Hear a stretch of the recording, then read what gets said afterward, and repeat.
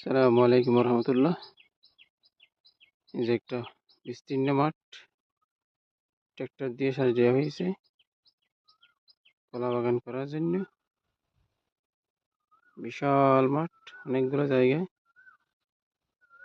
এটা মূলত করা হবে কলা চাষ, পাশাপাশি অন্যান্য সবজি করা হবে। বর্ষাকালে বরবটি, হলুদ, শিম, অনেক জাতীয় সবজি করা হবে। কয়েকটা গাছও রয়ে গেছে, আম গাছ। পাশাপাশি আমার ধরে আছে আম্রফলি, একটা 12 মাসি কাটিমা নাম আম্রফলি। মাশাআল্লাহ, নিয়ম ছিল বলে শেষ করার মতো না। পাহাড়ি অঞ্চল যেহেতু, পাহাড়ের লাল মাটি, এগুলো পশুর সার দিতে হয়, গোবর দিতে হয়, মুরগির বৃষ্টি দিতে হয়। মোটামুটি তুলনামূলক সবগুলো দেওয়া হয়েছে। কলা চাষে যা যা প্রয়োজন সব কিছু দেওয়া হয়েছে।